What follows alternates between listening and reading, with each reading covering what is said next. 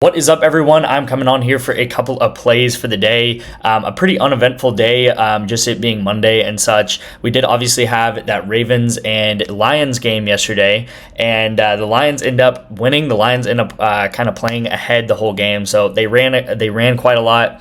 They did have some decent passes to really J-Mo, I would say, would be the only one who went over. I don't think Amon-Ra went over his line. I think Jamison Williams went over, but you guys saw later in the game, the Ravens passed a lot, right? Especially kind of in that like garbage time.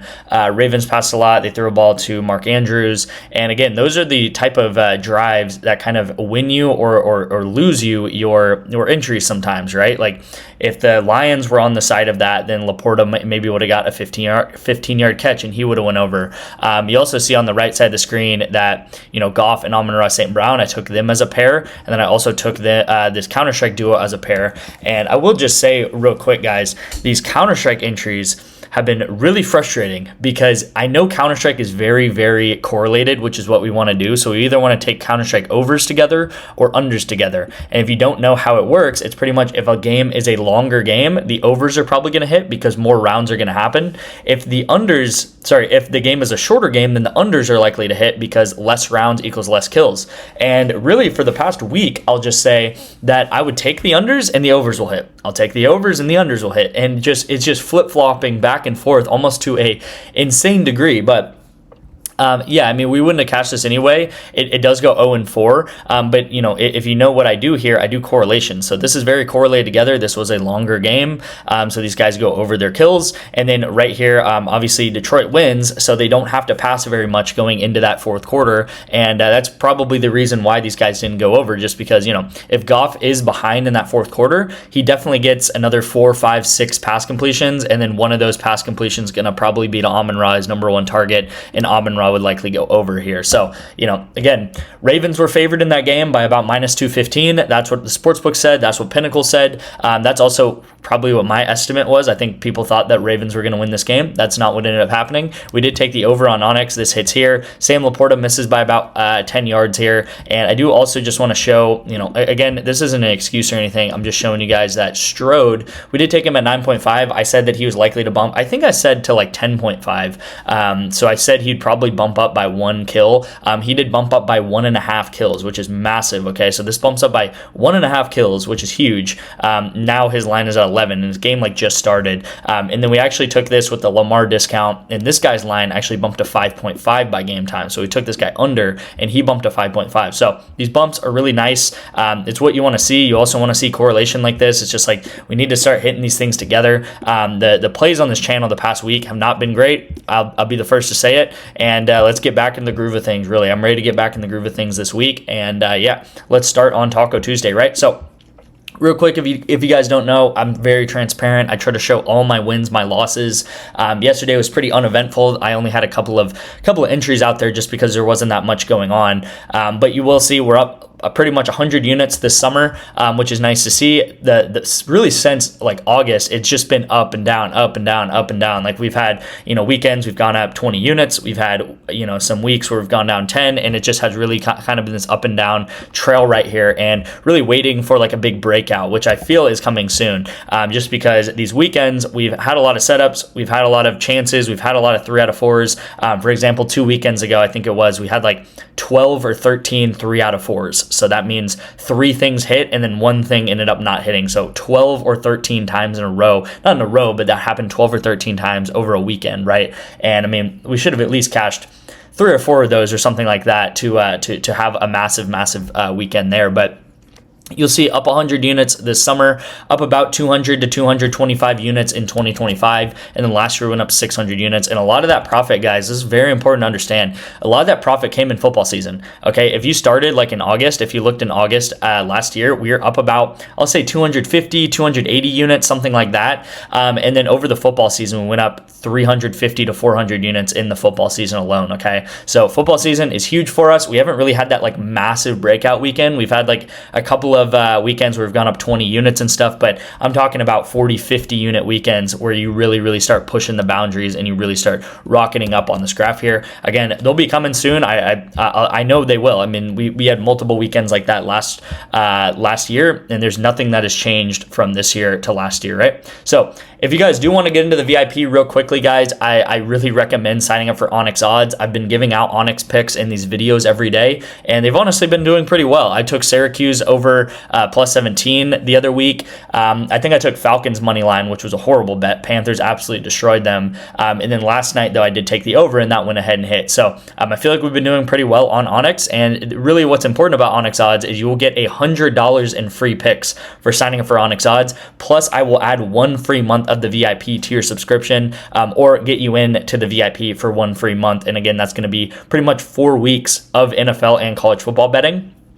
And on a normal month, I like I said, we've been up and down this past month or past month and a half, but on a normal month, we go up anywhere between 40 to 50 units, especially in the football season. All right, guys. So, I will say, get into ONYX odds. If you do not have it, you're leaving a free $100 on the table, and that free $100 will come in the form of 4 $25 free picks. All right. So you guys can put money on whatever you want, really, and you'll get 4 $25 entries. So it's literally like you're going up to someone, they hand you 4 $25. There's no $25 bill, but they hand you $25 4 times, and they just say, look, you can put this on anything you want. So the play that I am going with today is going to be Seattle Seahawks under 22.5 for their score. It's Thursday Night Football. It's a quick turnaround. Seahawks have not looked very good offensively. I believe they had a defensive touchdown last week, last game that they played. And then the Cardinals also not looked very good, and I think this line should be more like 21 or 21.5. Obviously, in football you get 21 points quite a lot, but getting that 24 points is going to be harder than getting 21. I will also say on Pinnacle, this is something I do a lot, especially with these money lines and unders and over unders and stuff like that. Is I'll look at other sports books, right? So don't be afraid to look at other sports books. You don't even have to have them like Pinnacle. I don't have a Pinnacle account, but I'm able to look at their lines.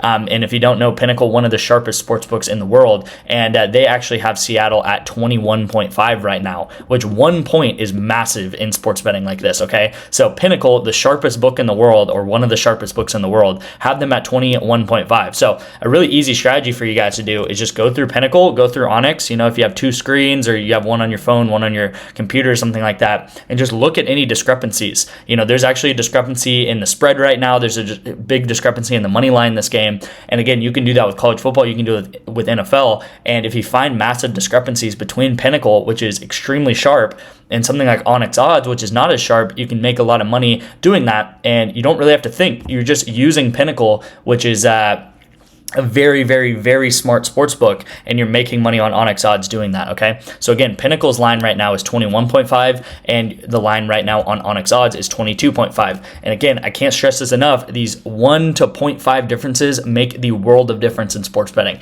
This is the difference sometimes between a winning and a losing sports bettor, is just finding the right price on these sports books, okay? So this is going to be the play here. I will say, if you do want to sign up for ONYX odds and you want to make it easy for yourself, you can just go ahead and click that pinned comment. In the pinned comment, there'll be a link to this play. It'll have you sign up with my code, which is detective in all caps, and then it should take you to this play right away. And then you can send me a screenshot of proof to my number right here on the screen, and I'll get you guys into the VIP for free for just sending me a screenshot that you put $10 in, took a $10 entry, and you should get those $25 free picks, like I said earlier. All right, guys? So that's going to be that for ONYX.